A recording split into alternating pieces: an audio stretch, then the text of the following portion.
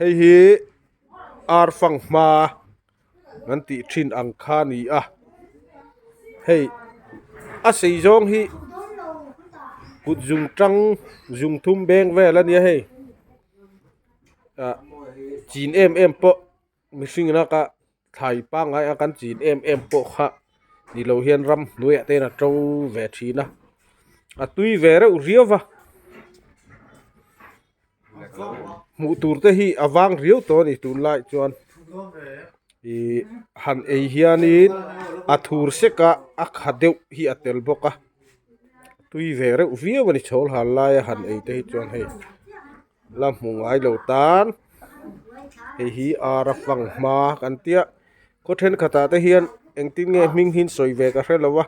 mizoram a po hian ko sang sang hi thil hming kan vu dan hi in ang bik lowa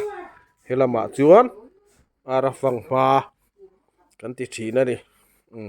hei a om dan chu tiang hi ni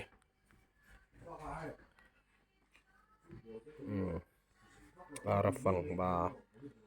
ani hi